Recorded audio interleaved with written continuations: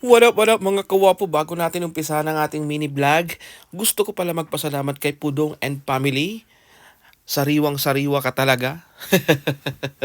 Ayan, nakalibays tayo. Libby Stratos.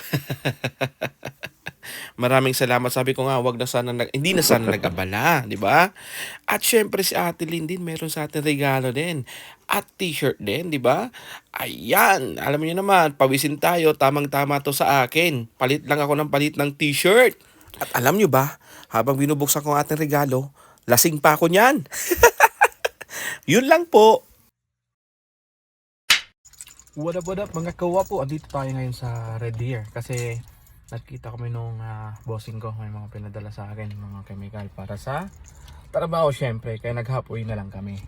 So dadaan muna ako dito sa donut mill para syempre may pasalubong tayo sa mga chikiting. And yung kasi wow! Dito na tayo sa donut mill, Red Deer. Balikan lang naman ako, kaya okay na okay yan. Yun, donut mill. Tapos dito magpapagasolina.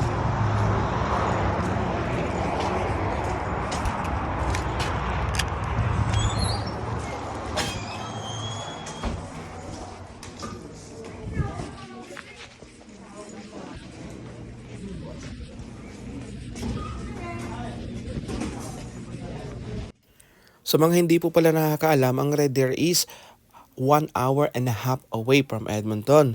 So ito po yung city na halfway going to Calgary. Kaya kung may mga friend kayo o mga ka-business transaction, ito po yung best place kung mag-meet kayo in halfway. Yan. Sabi nga nila, yung iba daw, dinadrive lang daw nila ito ng 1 oras. O di, kayo na yung biyaheng langit. Ang kailangan dito, safe lang tayo mag-drive, di ba? Enjoy natin yung moment ng road trip. At yung huli ko palang bili dito sa donut mill is last year pa. Kaya malamang sa malamang namimiss na ni Shane and then yung mga bata yung donut dito. Kasi ibang-iba naman po siya yung lasa. Although donut siya, pero may kakaiba. Alam mo yung may something na different talaga na kakaiba sa Tim Hortons or sa iba pang donut company. Kaya po dinadayo siya ng mga Pilipino at hindi lang mga Pilipino, kahit ng ibang mga lahi, pinupuntahan talaga to at dinadaanan. The meal bites.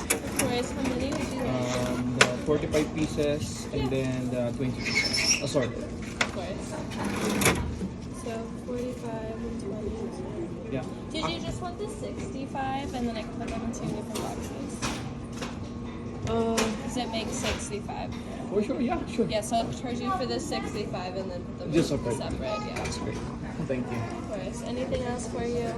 That's right. Of course. So just 21.49. On that please.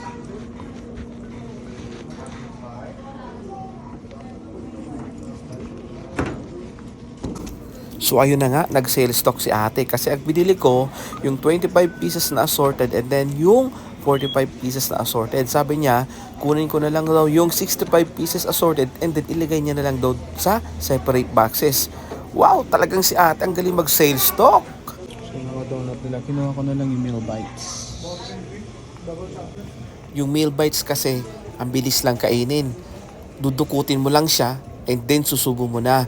Unlike nitong malalaking donut, minsan messy po siyang kainin. At syempre, yung mga baonan ng mga bata, hindi po siya magkakasya. Yung mga meal bites po, nilalagay ko na lang sa gilid. Syempre, may snacks na sila. And then si Shane din, ganun din. Gusto niya yung nadudukot lang. Di ba? Ngayon, pauwi na po tayo. So, ang ginawa ko ngayon, half day ng aking trabaho is nagbiyahe lang. So, yung mga pinikap nga tayo sa Red Deer. Okay naman ang panahon ngayon. Chill lang, di ba? So, nag-uumpisa na mag-warm. So, ito yung pasalubong natin. Ayan. Tapos, bumili ako ng kape para hindi antok yan sa biyahe. Mahirap kasi magbiyahe na mag-isa lang. And then, ayan french fries para maging busy ang ating bibig. Chill lang, di ba? Chill. Ano lang tayo. Biyaheng ano lang to. Biyaheng pogi. Okay, let's go. Let's go driving now. Okay na. Thank you.